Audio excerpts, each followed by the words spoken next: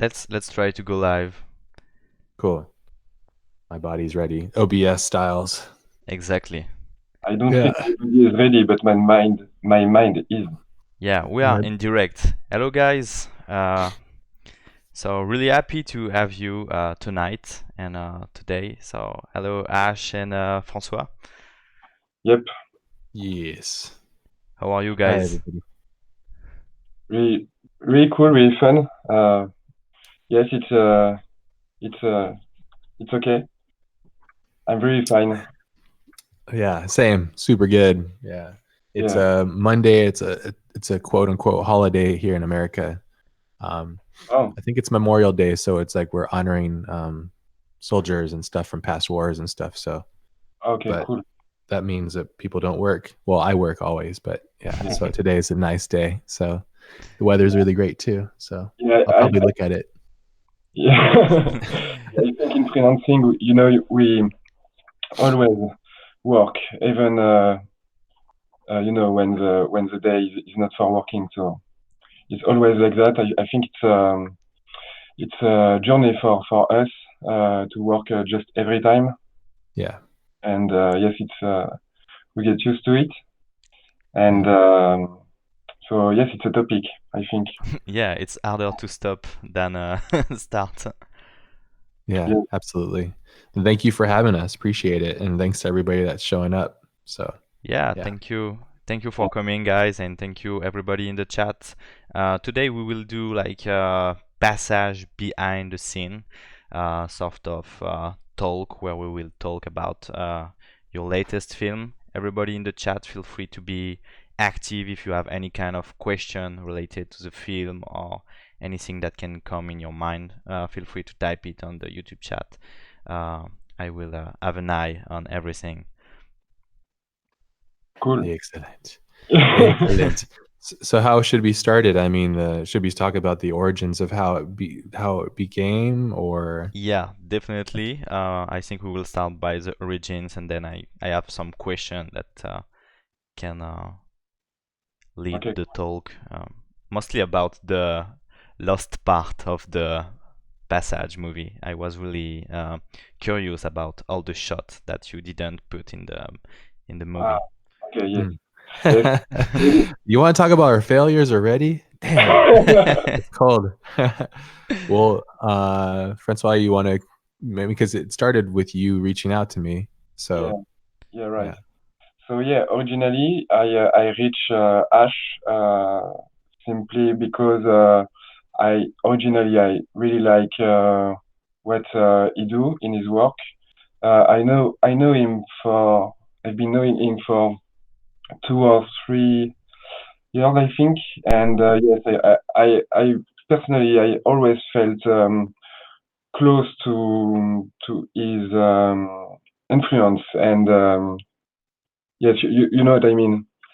So I reached him just for not especially for working on something, but um, even for sharing something, maybe a creative mind, or you know and then I remember we talked, we discussed a bit. We talked. It was on Skype, right? And Yeah, yeah. yeah, and then yes, I think we just discussed about us and our vision and stuff in film, graphic design, motion design, and yes, I think we talked about 1 hour or two, something like that, and. Yeah. Yeah. Just after this, in the discussion, I remember an idea merge from this discussion, and yes, it was origin of passage.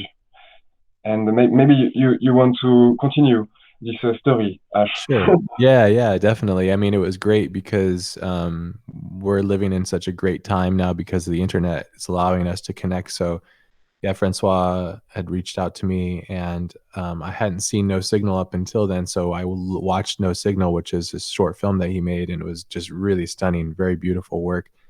And to find out that it was just made by one person was like very inspiring to me because I really believe that a lot of what's going to evolve in our community is going to come from people like ourselves who are really dedicated to the craft and making our own things, kind of in smaller teams. And so that was really great. And so his work stood out to me, obviously. And so, and then our conversation went really well because we had a lot of alignments. We didn't really have any like weird things that we didn't align with. So our conversation was very like easy, and we were really inspired by one another's words and thoughts. So, Yeah. and that kind of evolved the origin of what Passage was, which I think I showed you some random. A while back, I did some weird kind of renders from my subconscious when I was working and learning ZBrush, Yeah. Yeah. and yeah, I shared those with you, and you were interested in it, and I was like, "What about we? What about us? We make a film that lives in this weird world that I was creating." And um, yeah, and you were cool enough to kind of, I don't know, you were like, "Yeah, this could be really cool," and I think we evolved the ideas of the topics of kind of I mean, we'll get into the deeper origins if you guys want. We can go through Yeah, I you think know it could be interesting because I think it was a really long process, and some people in the chat noticed that yeah, it was maybe 13 months, right? Yes. It was 13 months. Yes. yeah, it was a long time. Yeah. I can share if you want, I can share my screen and Yes, share some of those sure. early renders so you guys don't Yeah. have to look at our ugly faces. Well, at least mine. Yeah. Let's Maybe see. you can share what the first passage. Yes. This. Yes. Yes. Yeah, do you see? Yes. Yeah. I remember you say it way better than me because I'm not English. You're doing great. Okay. And Yeah. yes, I remember we watched to this all rounders actually, and yes, I was really attracted by this kind of really strange, really weird aesthetic, kind of glossiness, something like this. And Yeah. yes, it was I think it's a good starting point, for for new aesthetic. I remember we said that it's kind of new or very very strange, and it's really attractive. Yeah, yeah, definitely. I appreciate that. And I think it was when I had started making these, it was because I was trying to learn ZBrush, but I always, when I'm learning a program, I'm trying to think about ways of making art always, even if it's just I'm still beginning. I'm Mm, trying to think of how I can make something special and unique. And then one of the things I think that Francois and I connected with so well on the whole project is we were always pulling stuff from our subconscious, like our subconscious was pulling art from our deeper thinking. And so we would just kind of pull random imagery or random ideas, and those things would be attached to meanings because they would rise to the surface, and we would say like, oh, that should be like mm, this, and that could be like so. The evolution process of the film actually is very fluid. The process that took the longest and the hardest was actually making it in CGI. That was the hardest part.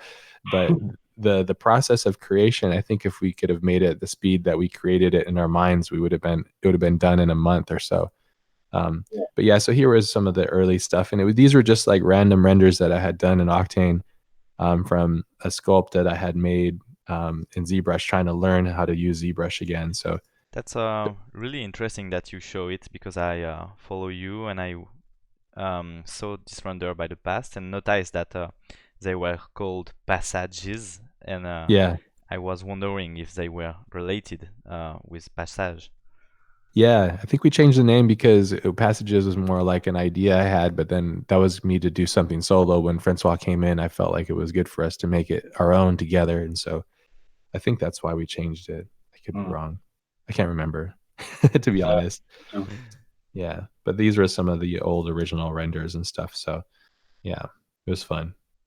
But I think it's important to show this because I think a lot of the times I get questions about like, well, how do you start these projects and like how do you go about making these things? And I think for me, it's like you don't think about the pressure of that because looking at a blank page is so hard as a creative. So you just need to go and make something.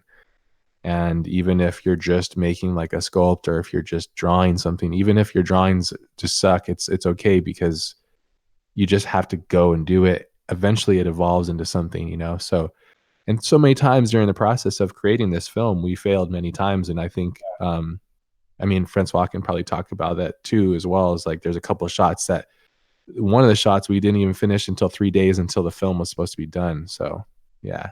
Yeah. Yeah. And Many failure, but like Ash said, it's really important to to keep doing things, and we have to do it, because if you don't do it, you don't progress and you don't do anything, and it's important to finish stuff. And yes, we put a lot of effort to finishing Passage, but yes, we had failure on many shots. The shot what you talk about is yes, the thinker. So the precedent, it's almost to the last shot in Passage, and we closed it maybe, yes, 4 days before the maybe final. maybe you can share your screen. Yeah. You You can got some give pictures. Yeah. Yeah, you or me? You can go. Yeah. Go for it, Francois. Okay. See. Okay. So I go. Maybe in the BTS or something. Yes. Yes. Wait, so there's another thing we do too during the production. This is something I shared with Francois that I think maybe everybody should try, is when you're making something, you should have a folder that you're constantly throwing your behind the scenes or your process in. So when I'm working, if I'm working and I go, oh, that's really cool, instead of just saying that, I actually take a picture of it on my screen and then I throw it into a folder.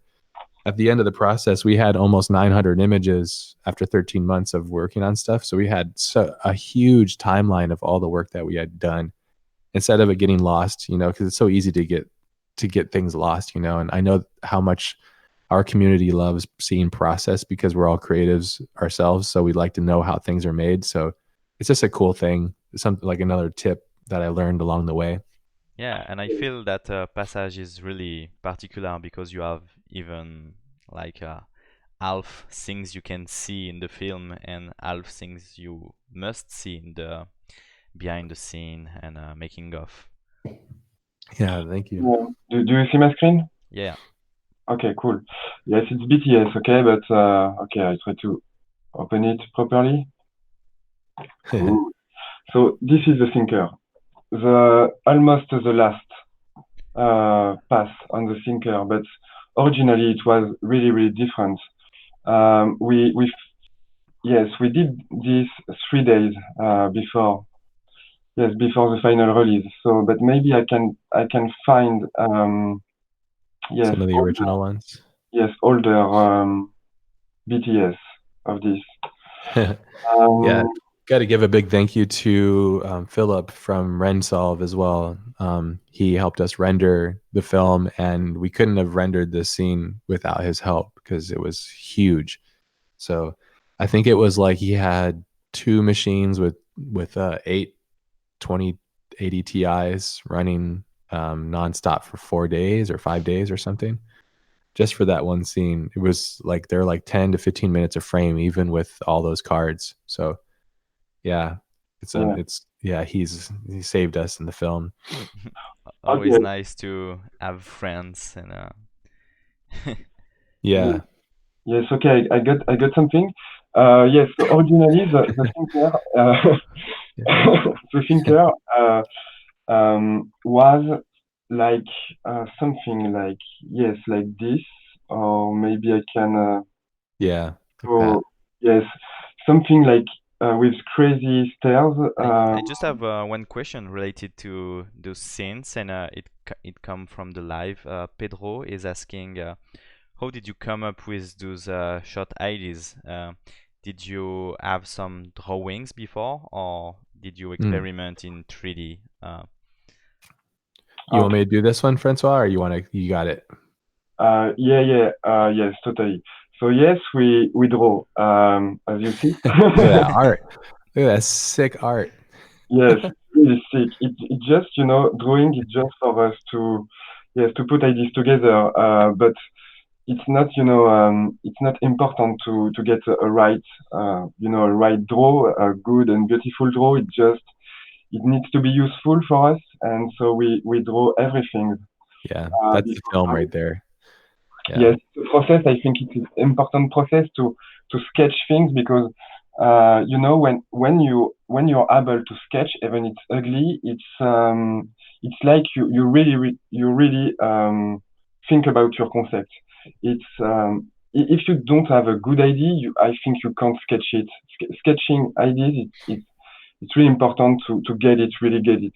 Maybe you can say it better, Ash, but you see what I mean. Yeah. Well, I think what we had done is we had our call and we talked about what our values were and what we're interested in when it comes to making things. We're really interested in evolution and technology and where we're going as a species and all these kind of things, these deeper thoughts. And we also love surrealism. Francois is obviously French, so French, culture is deeply rooted to fine art and on the arts in general, probably more than America. I don't know. I give America a lot of crap. America's pretty okay. So like you guys have the Louvre, yeah, say it right. Um, yeah, but yeah, I think it was like we would talk about these high level things, and then we would.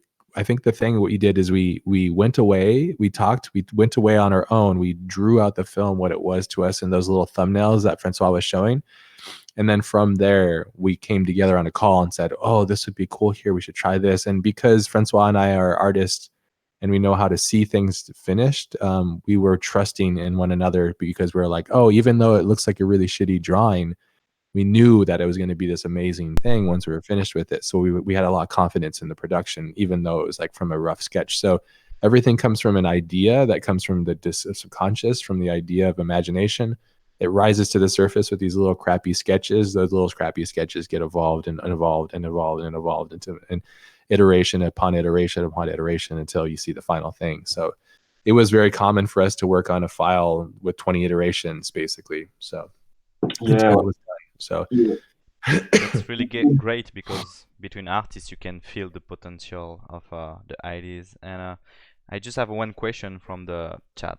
It's more technical, but I think you guys moved from Octane to Redshift for this project. Is there yeah. any particular reason regarding this? Well, not to bash Octane because Octane's an amazing render and the GI is incredible and it's super powerful and it's fast, but it also has some pitfalls for us, and we had some crashing issues. And the thing with Redshift is so powerful is the volumetric lights, and we knew that we wanted a lot of atmosphere in it. So Redshift is just incredibly powerful at basically creating that illusion of depth, and so we needed that. And so with Octane, if you're familiar with Octane, if you tried to do that in Octane, it's very noisy. So then you have to run it through Neat Video, and then Neat Video reduces the quality and the sharpness of your render, and then also the render times take forever. So the first scene we were working on was the fetus scene, and that scene took so much time to render. When we tested it on Octane, it literally took like an hour a frame, and we were like, "Oh shit, this is like a 900 frame sequence," and it was still noisy. So and that was like when we tried to optimize it down as much as we could. So right away we realized, okay, well, as much as we love Octane, we don't have the power to produce this film using Octane. So we shifted over to Redshift, and yeah, I mean, Redshift is just outstanding. It's a really, really strong render engine. What is it? Biased, I think, is that what it's called? Biased, I think. Yeah. Yeah. So that's the only downfall. I think the GI isn't as like, I think even if you ramp it up, the GI I think could be slightly better in regards to just trying to achieve reality. But one thing, Francois, I remember like when we were going through this, we realized that because we couldn't achieve the photorealism that we wanted, we realized that we went with the style.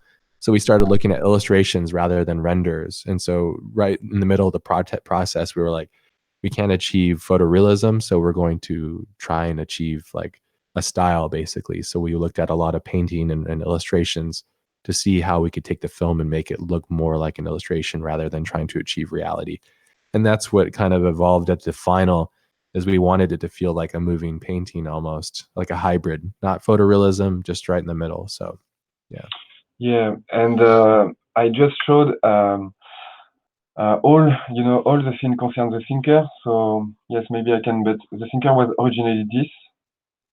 Yeah. And then we move to something like yes, to Prometheus head. yes, but just before it was this. I think it's Yes, that's more like right. a temple. Like a temple, yes. Originally, our idea is to get the thinker lost in his mind. So maybe being influenced by Escher, Escher, Yeah. the drawer. And yes, so um, we move, and yes, we we go to Prometheus head. Yeah, Yeah, nice one. and then we say, okay, it's cool, it's badass, but we lost the original story of the scene. So we get back and we tried several things, like yes, this Yeah. really Yes. really We different. the way we work too is we would not battle, but we would be like, okay, I'm gonna try the shot, you try the shot, and then we'd come together and go, okay, well, your idea is good here, and that one's not good, and we would just basically weed out what worked and what didn't work. Yes, Yeah, yeah, and it ended with yes, something close to this. yes. You should explain some of your muse because this shot is primarily from Francois's mind because he had a really clear vision of what he wanted. And we kind of combined things. So it was like the Baroque and then 2001 Space Odyssey and these massive kind of broken bodies that were in there. Yeah, And mind you, some of these things, some of them are renders, and then some of them would be like a quick Photoshop bash. Like you saw some of those, it would just be like a sketch that I would do over render to kind of explain like maybe the body should be broken because we use things like DAZ 3D and DAZ with a general model looks like shit. So you have to break it up. And so we kind of figured out I shouldn't say it looks like shit because DAZ is freaking such an amazing tool. So it's not a body scan basically. So we had to achieve a whole new pipeline with that, and that was something that Francois engineered inside of Houdini, which is like destructing these bodies without having to go into ZBrush and doing this whole thing. He created this amazing procedural kind of system in yeah. Houdini to take these dolls and stuff and break them up. It was really epic. It was so cool. It was really awesome. That was one of my favorite parts of watching it, of the story and the thing evolved, Yeah, was that that tool set. that's great, and like I love this shot too. And yeah, Thank you. it's good to know that sometimes both of you worked like on a shot and combine ID. What Yeah. what was the moment when you guys feel that you should move on and one idea is not the right one for the context and you need to create something else? Yeah, I think it's just a matter of feeling. We have a story to tell from the beginning. It's the same, and just sometimes we we get a lack of objectivity on what we are doing, or something is clear for us but not really clear, you know, in general. Mm. So typically for the thinker, um, we just yes get through maybe strictly to the original ID, and yes, it's just a matter of feeling. Yeah, Um, we would just kind of feel it out. If yeah, it didn't feel right, we would kind of constantly. The great thing is, I think Francois and I, we don't take personal offense when we're creating something. We want what's best for the film. So we're willing to sacrifice our emotions and feelings so the betterment of the film. So if I worked on something really hard and Francois was like, I mean, we're kind to one another. We wouldn't be like, that looks like shit, you suck. We'd never say that. But we yeah, would just go like, oh, this could be better. And instead of doing that, we would just like show it because like that's a perfect example. yeah, Because the doll is a perfect example because we spent months making this whole shot. Our whole idea originally for this shot was to have this very unique hybrid human, which would be a genetic combination between like men and women, and also all races was going to be this unified doll. We were calling it a doll, and so this was like the original idea was to have this kind of doll like figure, and you can kind of see like how we were going to kind of cut it up, and we drew out drew out all these different ethnicities, like different eyes from different continents, and the different features, so that would be this unified, unique figure. So it was kind of like this unique, another kind of level to saying like, in the future there'll be this like generalized perspective on humanity. There's a lot of like little like details and stuff, but that was one of the shots that we had worked so much on, and it Yeah. we worked on it for months. We had sculpted and textured and did all this stuff, and then I think it was the GI with the skin that really broke us, because we wanted originally to make it look real, like a real human, Mm. Yeah. and we just, even with all our efforts, we just couldn't get it to look real. So Yeah, I remember we were afraid about the uncanny valley. yeah, we tried to beat it, but it beat us. So unfortunately, and I think it's okay because it was a floating doll, so I think it was okay. But Yeah. Yeah, yeah, so that's nice to know that you guys like put outside of yourself the ego and made yeah, something like better for the film. And because there's one question on the chat, and I think it's related, is like, oh, in collaborative project, do you find situation where you have to give in to the other person's idea? How do you balance between your own vision and allowing the other to input creatively? Honestly, I think I think we don't do a film because we have to. I think it's because we really, really want to work together, and uh, we never be in disagreement. I don't know how to say, but we were always agree and really, really on the same page and follow the same wave. yeah. I think yes, it was really really really cool to work together because yes, I think we constantly push each other further. But yes, Yeah, I agree. And I think it's like, yeah, there would be moments where we would challenge one another, but it would be in a healthy way where it wasn't, because even at the last shot, the thinker shot, I was like, remember, I was so concerned, like everybody's going to say it looks like 2001, but you're like, who cares? Like, it's a good idea. And I was like, okay. So it was great because oftentimes we would have to kind of sway one another. Because one of us, the great thing and the most important thing about making art together with somebody is the key to collaboration and being aware that you're not alone and that you should be able to share this process with another person openly. And I think it's really important to communicate that, because Francois and I have not met physically. We live on two parts of the earth on separate timelines.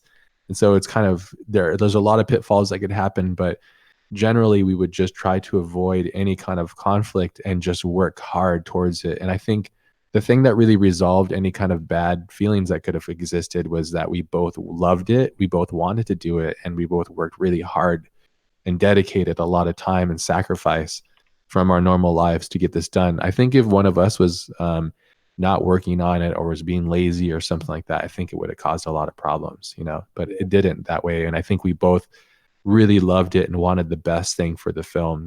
So, and yeah, this is all part-time work too, guys, by the way. So during this, Francois has a full-time job, and I also have my full-time freelance, and then I would do my own stuff too. So Passage was kind of like this after hours art experiment and experience, basically. So yeah, and yes, this shot is a good example because yes, I remember.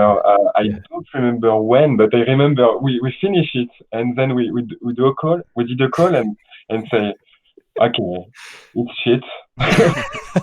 Change it. And, yeah, and, and, and so we went uh, straightly, directly in Photoshop to sketch a new thing. And yeah. I don't know if we kept the original drawing for the wire. I You that Yeah, that was your idea again. I think that you saved both of those shots. I think you had a sketch. I didn't. The problem is you didn't save your BTS as much as I yeah did, so I don't know if it's there. I It might be in the PSD file though. But like, yeah, I remember you had drawn a sketch maybe of in PSD. the warrior sketch or something. Yeah, where is PSD again? So yeah, passage, and then yeah, it Oh, is. Yeah. okay. Another really key important thing when you're doing production is oh, you can't see it, huh? Yeah. Good luck. Another key thing that you don't see it here, but because the PSD file was just kind of a trash bin, but it's really important to have a very clean file structure and system, because especially when you're saving things between people and links, and it's so easy for links to break and all this stuff, so it gets really crazy. especially when you get towards like After Effects and Premiere and stuff. So it was really key for us to have a naming convention. Francois knows because I was like super Nazi about it all the time. Like, oh, you gotta name this right. Like, I can't find that file. Like, ah.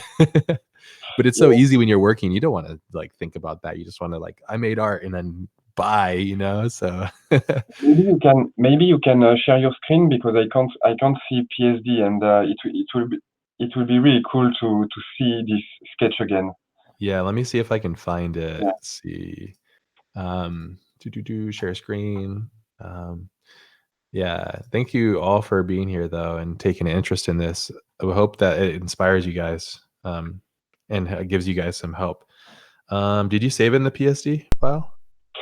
If I saved the original Warrior as a PSD file?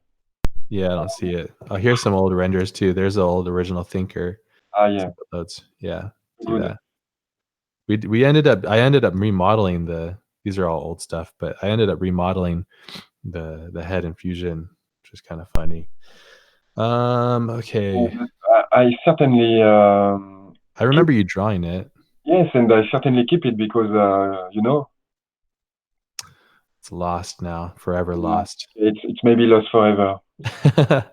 But yeah, it was kind of like this, so it was kind of like a quick sketch. Yeah. Yeah, no. It was a complete sketch from nothing. That's right. Yeah. Okay. Well, I don't know. It's okay. This is how we would draw out ideas and notes on calls too. So we would just kind of sketch things out and think about them. This was back when it was supposed to be a labyrinth, and this is the top view and stuff. So we would work really loosely, but we would constantly be putting towards like effort of, okay, well, how does this look and what's that going to be? How's the cables connected? Again, it wasn't really, we would just come up with really quick, rough ideas. I think I was trying to pitch originally to have stairs go underneath. So as we would pull back, there would be stairs underneath there. Just really, literally like 2-second drawings and concepts so that the idea would come through, because we knew that it didn't matter, because we're not living in the time of like Salvador Dali and stuff where they had to render everything with the paintbrush. We knew that we could render our ideas using the CGI. So it was just like knowing our strengths and weaknesses. Yeah, this shot actually was a sketch, a really early sketch, I think. Yeah. And the scene almost exactly like this too. And that's an important thing I wanted to mention too, why I'm showing this stuff and why Francois and I are talking about this, is because this is a really important part of the process of creating something. Is you need to work very freely and very loosely in the beginning, because the idea needs to be flexible. You need to be able to like push it and pull it and see what breaks. And then once you understand what stays, then you can take that and evolve it. Then you can go into CGI. I would avoid going into CGI all the way to the end if possible, you know? So yeah, there's a Francois' fucking epic painting, baby. Yeah. This is the Thinker. Yeah. That's nice to see all of this. And he answer like another question in the chat, like how did you guys work, and who like is doing the draw, and it's fun to see that both of you guys worked on the most of the film at the same level, you know. Yes, I think honestly I think there is anything we didn't do together. Honestly, I think there is anything. Just, from the idea to the final result, we share every single texture to craft with, to work on each scene and each element. Yes, and because we have 9 hours of of difference between France and San Diego and California, it was really it wasn't that annoying, because when I finish something, I pass it to Ash, I sleep, and then when I wake up, we discuss, and he goes sleep, so I work, and it's really free between us for the work. And yes, we work on each element. Yeah, I think the only thing that I didn't touch was Houdini, because Houdini is still a program I haven't played with. So that was the one program that you really handled. So that was definitely yours, like you created the epic eye and the fetus. You created the whole idea of like destroying the bodies and stuff. But we would pass everything. Yeah, everything we saved, everything locally. We worked locally, so we would basically exchange all information and all project files. And like Francois said, it was like we were constantly working on. So when Francois would sleep, I would work, and then when I would sleep, he would work. And especially it got more intense towards the end, but that was the main idea. And so we constantly kind of wanted to share as much of the burden of the production together, so that one person wasn't carrying too much weight. So it was more fair, at least, So, but yeah, here's some early looks at the version that was evolving. So yeah, because we wanted a room that had a symbolism of like human violence, and that at the same time like evolution of these dolls that were being manufactured, like human manufacturing and stuff too. So yeah, there's so much stuff to this. Yeah. Yeah, that's really great to see all the individual parts and how much detail you've put in each shot. That was one, I think, a difficult thing that we had to live with, is because we wanted a singular shot camera move pulling back. The problem is that you have to put ultimate detail on the thing that the camera's closest to. That's such a problem because the scale of textures changes. And in CGI, one of the worst things you can do is go ultra close to something and very far away to it, because you have to basically make that perfect.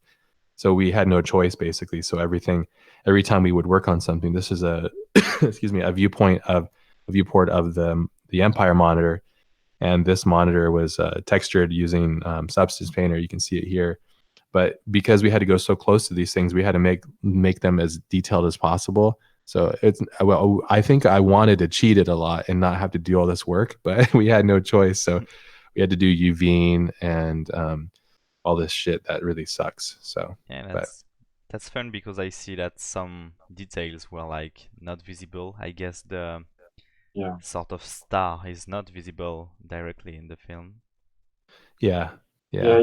It just yes, we experimented a lot on things, and yes, sometimes we just don't see it on the final film. Yeah, I think I'd probably say about 70% of what we made doesn't get seen really, and that's okay. The irony is that we would make it, and then we would do this huge render, and it would take my machine, like, I don't know, like in After Effects would take like 8 hours to render the sequence, and then we would post it to Vimeo, and it would just be like look like shit because Vimeo compresses it so bad. So we'll have to like find a way to send the real raw render out for people. I think I just got a request on Twitter for people to have it, but yeah. There's the Empire monitor. The Empire monitor came about pretty fast. I think we knew what we wanted it to be. So Yeah, we never changed the Empire monitor. It was cool. Perfect. Yes, I just realized it, but yes, we never changed the Empire monitor. yeah, we should have had Simpson on, because we should talk about Simone and Simone's amazing score that he did as well at some point. Yeah. Because that's such an important part of this whole thing, So Yeah, visuals are only part of it. can you talk a bit more about the music, and also people ask in the chat about maybe the role of the people in the credits? If you can, like explain the music and the all little parts. I've known Simone he emailed me just like Francois did, and thankfully we made a great communication and connection. And then he scored my last film, Epoch 2, and he did an outstanding job. He worked with another friend, Utah, and I asked Francois, I said, do you like this? And he's like, yes, I love the sound of it. And I said, would you want me to ask him if he would be up for scoring Passage? Because originally, our original thought was to use the original Beethoven track, just raw as it is, and because it's such an epic track. And I think we when we were going through it, we decided we wanted to maybe evolve it, right? Yeah. But how do you evolve a masterpiece, really? Because it literally is a masterpiece of of music. And so we said, okay, well, Simone, here you go, have fun. Yeah. And he just worked his butt off, and he just kept working on it, doing lots of iterations. And then we would talk about it and then kind of evolve it. And just like the art visually, the score has to have the same process of iteration and trial and error and testing things and seeing what works, and to get it right, because we didn't want to go too far away from the original, but we also wanted to have this new feel of what the song is itself too. So yeah, he composed that, and then we also have there's his friend named Rich, who's like a really, really good mixer. He does like mixing for like Netflix shows and stuff. He came in at the very end and then mixed it all so that you could hear the power and you could hear the ups and downs and the highs and lows where they need to be and stuff. So the final mix, if you listen to it with headphones, it's like really incredible. So that's hats off to him. Who else, Francois, who else is in the credits that you can think of that's there?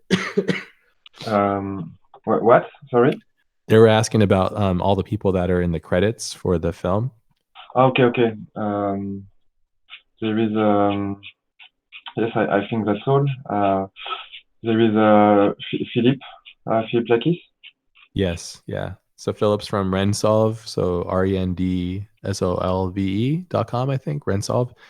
He's our savior basically. So he helped us render the film. So yeah, we literally wouldn't have been able to get it done the way that you see it now without his help, because it was just the computational power that we needed was going to be so massive. And that's just mainly due to how big these scenes can be.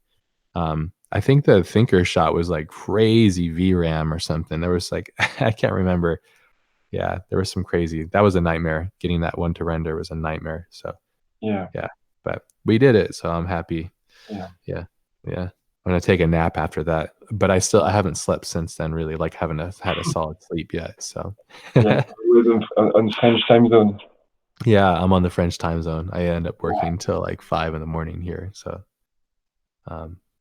yeah, trying to think. Yeah, that's pretty much it. I think we try to keep the team really small and tight and compact, because when you have a really big team, it's hard to keep track of everybody and what they're doing and how they're doing it and what's happening, blah, blah, blah. So with this, we wanted to just keep it really close to ourselves, and just do it. Because we could have added people to the team, I think. And, there's things that we didn't want to do. We could have had somebody help us with it. But I think it was actually good that we went through the process and suffered through the pain of the production. So yeah. As painful as it is, that way we have ultimate control. So we had control from the idea as a sketch in our imagination, all the way to the final, how it looked in After Effects and how we composited, how we animated the lights, all those things. Because one of the things that we did with Redshift is just something I'm not sure you guys are familiar with, but we rendered AOV. So each one of the lights had its own separate pass. So the renders were actually really huge. They were like, some of the renders were like 200 gigs of data, just the render itself. So like the fetus scene, I think, is like 200 gigs of data of just PNG layers. And then we would put that into After Effects, and we would animate the way that the lights would come on, because we had passes. So instead of rendering it in the render that would be baked in, which would be a problem because the render takes so long, we would render AOV. So we have a lot of flexibility in After Effects, because it's easier to render real time in After Effects, basically. So people are asking, Billy. Billy's in the credits too. How did he help? Oh, so my buddy Billy Chitkin. So Billy is an awesome guy. He's a friend of mine, and he helped me. We worked on building Ken Block's race car together. He helped me model it. So Billy is kind of like a friend of mine. When Francois is asleep, I'll ask Billy, "Hey, how do you do this thing?" And so, but he's so knowledgeable of Cinema 4D. He has such a great knowledge base, and he's so good at just helping. So he's also an instructor. He's a teacher. So, and so I think I'm trying to think. There's a couple things he helped with, but the one that comes to mind is we had rendered the whole sequence of the fetus, the beginning with the baby, but it was just laying. There was no movement. And I was like, ugh, it doesn't look good. So I asked Billy, I said, hey, because I know he does rigs and stuff. And I was like, what would you suggest? And then he showed me a really cool technique of just like grabbing polys, growing them, making soft selections, and then using the bend deformer and then animating it. So I spent a day basically taking the baby, the pinkies and the hands, the fingers, the head, the stomach, the arm, the leg, everything, and giving slight animations to him so that the baby itself felt a little bit more alive. I wish I put a little bit more time into it. Sometimes I look at it, I'm like, oh, it could be a little better. But animating and rigging is so difficult. But we just kind of cheated it a little bit basically and made it. So Billy really helped me out with showing me that part of it. So, and I think it's really important, to always thank people that help you out on these journeys, because I mean, Billy didn't have to help me out, but he's kind enough to share his knowledge, and that knowledge then fed the film, so, and so much of what we do is because of people sharing knowledge. So yeah, so Billy's awesome. So shout out to Billy. Yeah. What's the plan for the film and for the future of the film? Do you guys will submit it for film festivals or? Go ahead, Francois. No, I don't think so. Yeah, we did all the work. We're done. Yeah. Yeah, and what is the future for the film? The future is just to be shared, I think. The film its future is to be shared, but that's all. That's we are done with this, and yes, the process was really, really, really cool, and we finally did it, and that's all. Yeah. It's quite a good personal achievement for us. Yeah.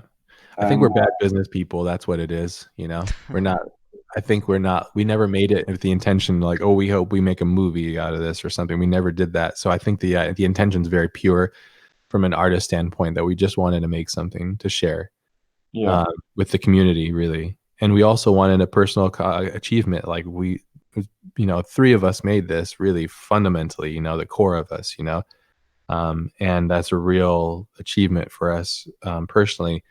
I mean, I can only speak for myself, but like when I first started out in this industry, I was a junior designer. I only knew Photoshop. Through the years, I've been trying to learn every other piece that I can, so that I can acquire a new ability, so that I can communicate my ideas in a more dynamic formation. And this project is one of those things that's helped me learn through the process how to, like, from an idea to full production. And it's like the only way to learn in my mind is by producing something in real time, so that was just, for me, this is a huge personal accomplishment. And yeah, I'm very proud of it. And I think that's the gift itself. There doesn't need to be anything else in my mind. So totally right. Yeah. So yeah, that's so cool to see both of you guys collaborating, because I know Francois for few years, and I think I told him one time, like, hey, you are like the French Ash Thorp. So that's really fun to see you guys. that's so cool. Ash is the American friendly robot. I don't know. Yeah, I'm the American Francois. That's my friends tell me too. So yeah, I'm the American friendly robot. Yeah, maybe you can say one word in French just for us.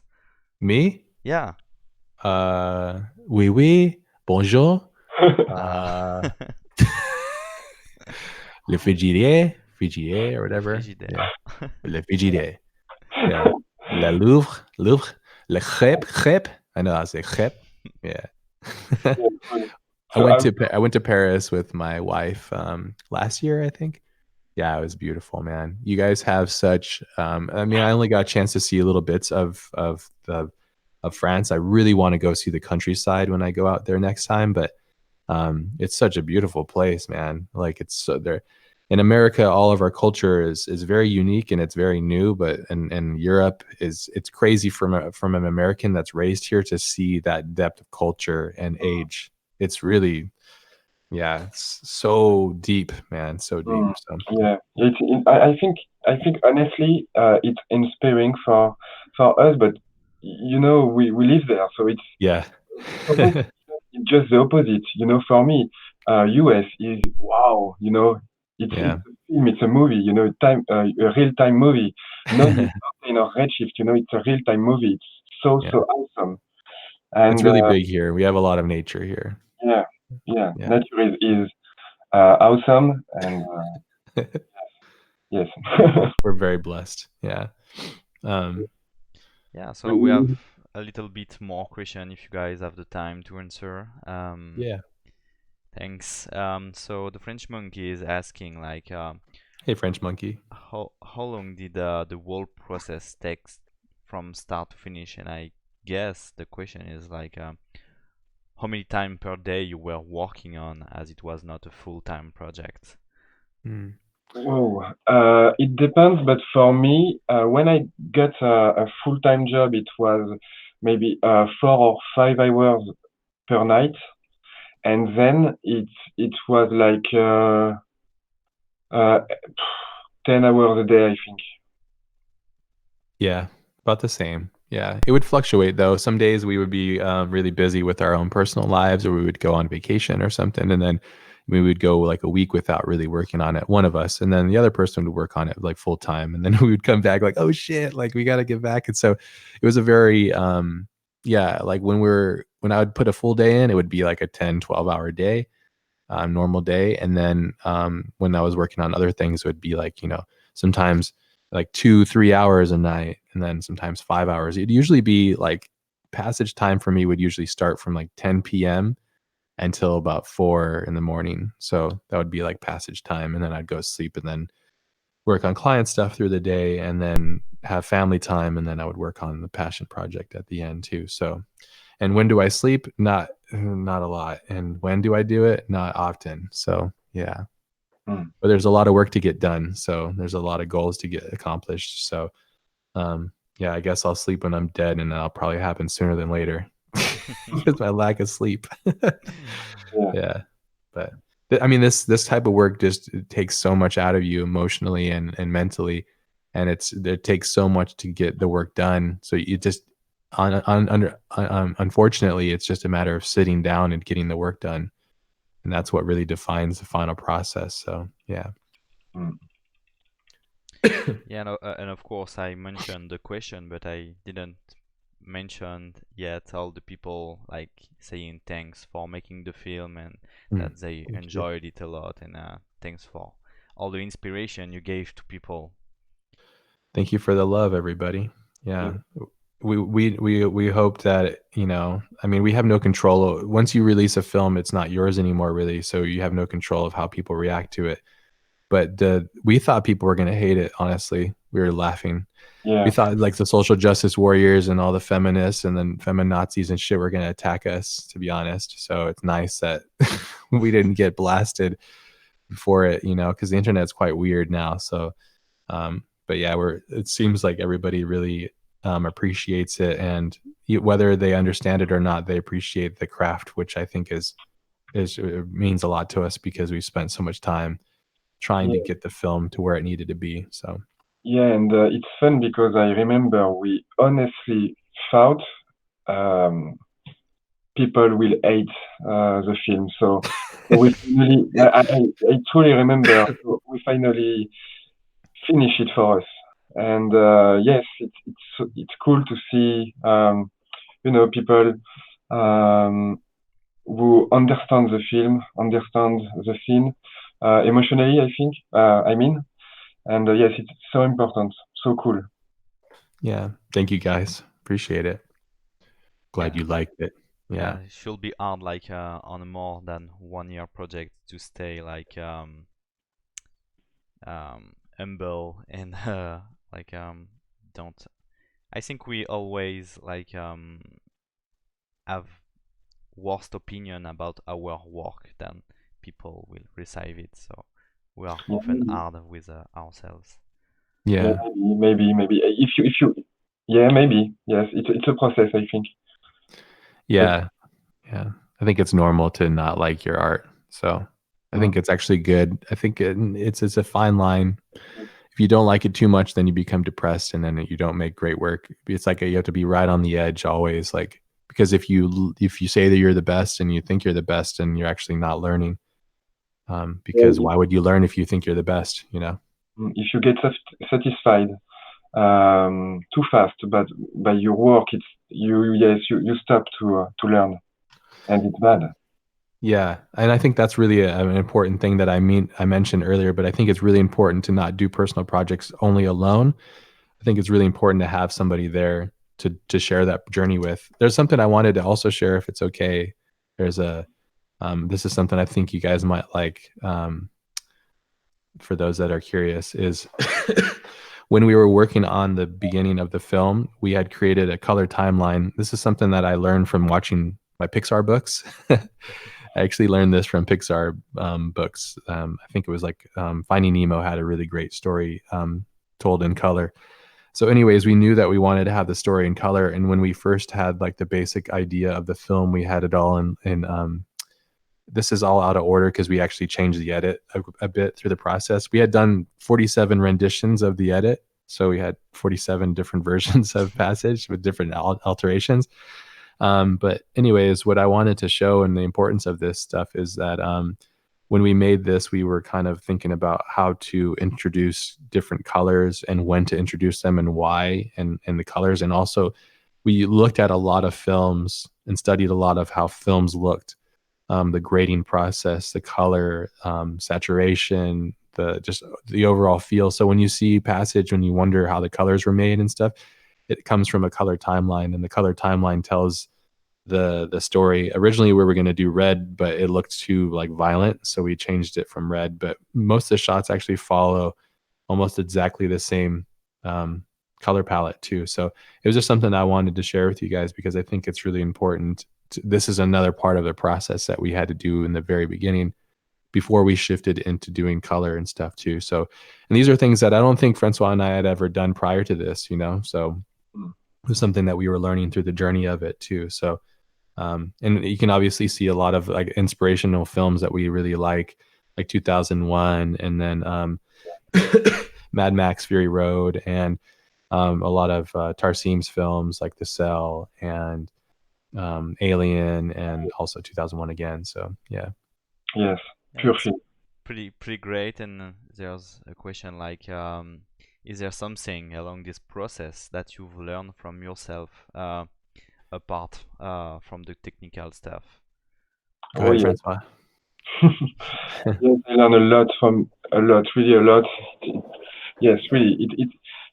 We talk about a project that takes 13 months. So you change in 13 months when you work together. And yes, it changed me a bit my goals about CG stuff. Yes, I learned to work faster and not spending too much time on useless things in CG, because CG can be really, really, really long to achieve. And yes, it was more like ID work than CG work from my part. So yes, Yeah. I agree with Francois, and I think that was one of the things that we learned really quickly. And we learned also because during the production of this, we were working on Anthony Scott Burns' film Come True, and he taught us just how to work so robustly and so quickly. And when you're a CG artist, I think the CGI community and the motion graphics community, we're kind of hard on one another. We're like, hey, did you model that? Hey, did you UV that? Hey, all these things. And I think once you get past all that stuff, that doesn't really matter as much. It's a matter of the idea and executing it. So that was one thing that we kind of learned through the process, because I think once you know how to UV anything, and you know how to sculpt anything really, and you know in your soul that you can accomplish whatever you can, it doesn't matter. You kind of go through that bridge, you bridge that gap. You kind of go, okay, well, fuck, I can make anything that I want. So it doesn't matter what people think of me. And so I can go past it. So that was, I think for me, it was one of the things too, because I used to get insulted. People like, oh, you didn't model this, you didn't do that. And I was like, oh, maybe I didn't, maybe that's a problem. But now I think for me, it's like, I don't really care. And I've learned to not care about what other people think necessarily. I appreciate when it's praised, but when people don't like it, I just have to go, well, it is what it is. And if you don't like it because I didn't model it, well, that's your own problem, So I think that was a thing that I learned through their journey as well. And to just work more robustly and faster, quicker, and think about things faster. And obviously, I think these projects are so important because they make you a better person, because you understand the depths of who you are by going through the trial of fire, because it was hard. There was times where I was like, oh, I don't want to do this. This sucks, But then it's like, good thing Francois, it was positive at that day, and he pulled me up, and then there'd be days would be opposite. So, yeah, I think it's really important. So yeah, And totally agreed. I'm really agree with you. And the thing is, from my point of view, in our work, like motion design, CG, every people love to know like who did what and all that stuff. And it's not like really happening in music. I played music, and when you finish your show, the other musician don't come like to ask, hey, did that riff comes to your mind, or how did you have the idea? And I Yeah, think it's really specific to our work. Like It's very people weird. are judging, like, did you model this? Did you use this? But yeah, yeah. Because I think because in our work there is a really really heavy technical part to learn, and Yeah. also a really heavy I can say fundamentals. yeah, Uh, but same as but, well in music. Same, I mm, It's think true. so. But a lawyer or a doctor wouldn't do that same thing, I don't think either. But I don't know that world, but you know what I mean? I think we have a lot of weird pitfalls in our community that we should try to grow past because I think those are relevant things. When I would take a photograph and then I post it, people always ask me, "Hey, what lens is this?" Well, like, man, none of that matters. It's the three things of photography that I learned is you have to be in the right place at the right time. You have to have the right eye. Those three things are the fundamentals of good photography. I think it's the same thing with CGI. You have to be at the right place, the right time, and be able to execute the idea that you have mm, because a well rendered, well made thing. We all know this, guys. Like we've seen it. There's amazing renders, and they're soulless because they don't have an idea. totally, They're totally. flawlessly executed. That's great, but that's only a part of the thing. It's the same thing with music too. Like you can hear if you hear a solo from like Jimi Hendrix, you feel all the soul in it. But then if you hear something like more from a technical soloist, it just feels kind of like Flat. what is this? It just Mm, feels flat. Yeah, it doesn't have the feel of the soul. And I think, I mean, mm, art is a thing that's so subjective and it's opinion, and that's okay. And that's the beauty of it because it's never going to be this thing that we could put in a box because it is that powerful and nobody can ever master it. But there are facets of it that I think that we can go past. And I think what Francois was saying earlier is that we've both kind of evolved beyond what we thought we were in CGI to another place. yes, So, yeah. totally. Yeah. Yeah. So So Yeah. I guess I can thank you guys for taking the time to spread so much great thing with the community. Thank you also to all the people involved watching the live and making it alive. So, do you guys have some like final words? don't be an asshole. No, I'm joking. Go ahead, Francois. Yes, but thank you. Thank you so Yeah. much. Yeah, thank you. And please go out there and make amazing work because we only get inspired by your work as well. So it helps us. So hopefully that this talk and this film has inspired you and your friends to go out and make your own work and Yes, learn and progress and fail and advance in yourself and try not to get too lost in the trends of things. Just make what you love and follow that. So it's easier said than done, and it's not going to be easy, but at the same time it's worth your time and effort to make the work that you're passionate about, because we all need that work from you as well, because it's a community that builds within this realm. So yeah, so best of totally. luck. Yes. Yeah, thank you guys, and see you later. Yeah, see everybody. Thank you so much. Thank you. Mwah. Bye. Auf Wiedersehen.